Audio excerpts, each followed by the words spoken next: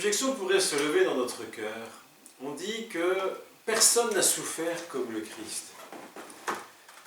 Mais en même temps, quand on regarde tous les suppliciés, les torturés de l'histoire de l'humanité, on se dit quand même que physiquement, il y en a des gens qui ont souffert des souffrances beaucoup plus lourdes physiquement.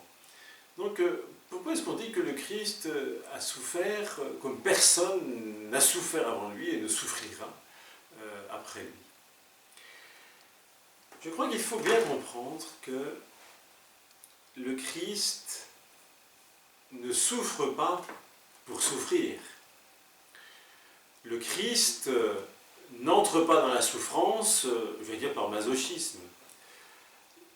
Si la souffrance peut devenir une voie pour la rédemption, c'est parce que c'est une voie de compassion. La souffrance du Christ, c'est une souffrance de compassion. C'est-à-dire qu'il prend sur lui toute la souffrance du monde. Ce n'est pas simplement sa souffrance qu'il porte, c'est nos souffrances qu'il porte. Toutes nos souffrances. Ce n'est pas simplement de sa mort qu'il meurt, mais c'est de notre mort. De cette manière, lui, il ne peut pas mourir, puisqu'il porte en lui cette puissance de vie éternelle. Mais il accepte de passer par notre mort et de prendre notre mort sur lui. Vous voyez, il faut bien comprendre cela.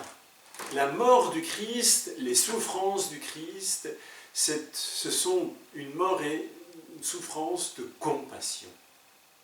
Il souffre avec, il meurt avec.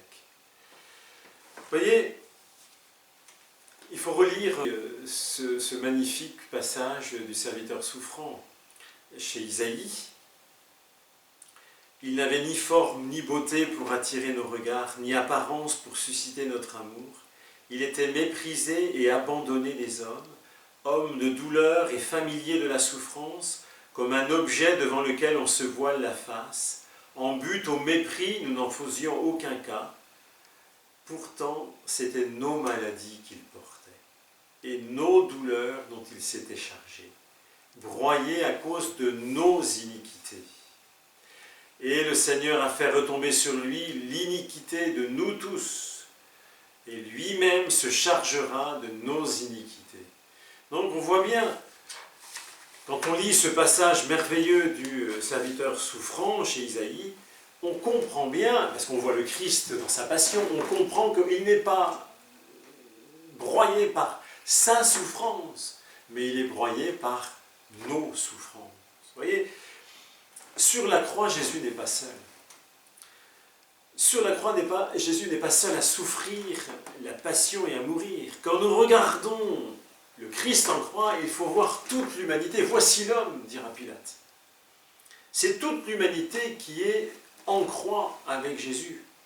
C'est toute l'humanité douloureuse qui est transpercée en lui. Pourquoi? Parce que sur la croix, Jésus vit au plus intime de lui-même la douleur intense, la détresse de toute l'humanité. C'est un mystère qui est difficile à saisir, à comprendre. C'est le mystère de l'amour qui va jusqu'au bout. C'est-à-dire par l'Esprit Saint, le cœur humain du Christ est dilaté aux dimensions de l'univers. Et par l'Esprit Saint, il va rejoindre le cœur de chaque homme et il va ressentir ce qu'il y a au plus profond du cœur de chaque homme. La souffrance, mais aussi le péché, c'est-à-dire cette séparation d'avec Dieu. Et il va s'identifier à chacun de nous. C'est difficile à comprendre cela, mais dans la croix, le Christ a été dilaté. Son cœur a été dilaté, a été, je n'ai pas de mots suffisants pour le dire, mais a été écartelé à ce niveau d'amour qu'il a tout ressenti de nos souffrances et de nos péchés. C'est incommensurable, c'est incompréhensible pour notre esprit. Nous, nos petites souffrances, c'est rien à côté. Vous voyez, il y a tellement d'autres hommes avant lui et après lui qui ont vécu des tortures, c'est vrai. Mais lui, son cœur est tellement ouvert qu'il ressent comme aucun autre homme la souffrance de toute l'humanité. Vous voyez, la détresse de ce jeune homme qui va jusqu'au suicide, c'est sa détresse. La détresse de cet enfant qui est écartelé dans un couple qui se déchire, c'est sa détresse. La détresse de cet homme qui ne trouve pas de travail et qui se sent totalement dévalorisé, c'est sa détresse. La détresse de cette femme qui apprend qu'elle a une maladie qui est incurable, et c'est sa détresse. La détresse de tous ceux qui habitent dans les bidonvilles des grandes mégapoles du monde, c'est sa détresse. La détresse de tous les torturés du monde, de tous les persécutés, de tous les prisonniers dans les goulags et les dictatures, c'est sa détresse. Et on pourrait continuer comme cela. Toute la détresse du monde a déferlé dans le cœur du Christ. Et encore une fois, spécialement cette détresse qui vient du péché. Cette détresse qui vient qu'on se sent coupé de la source de l'amour, de la source paternelle, et que l'on se sent orphelin, vide, solitaire, abandonné. Tout ce sang, tout le mal du monde, il converge vers la croix. Et le Christ prend tout sur lui. Lui, l'innocent, il s'unit à tous les innocents injustement condamnés. Et il s'unit aussi au bourreau qui condamne l'innocent. Et il s'unit à leur souffrance absurde, et il s'unit à leur péché insensé, et il les prend au plus intime de son âme, de son cœur, et il les remplit d'amour, et il les comble d'amour. Vous voyez, jamais homme n'a souffert comme lui. Pourquoi cela?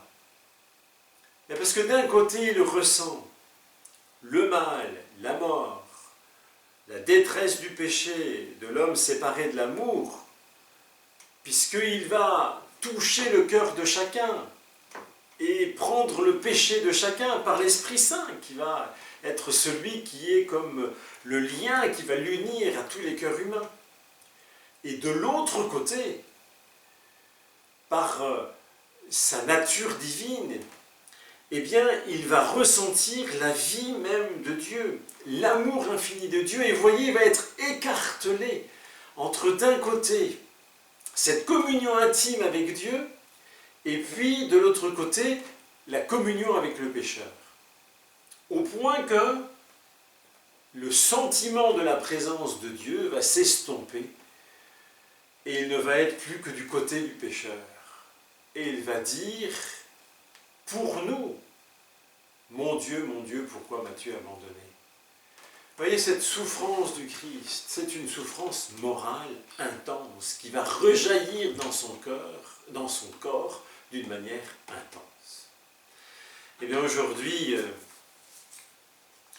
il n'y aura pas d'autre exercice spirituel que celui que l'Église nous propose, et qui est le chemin de croix et l'écoute attentive et priante du récit de la Passion.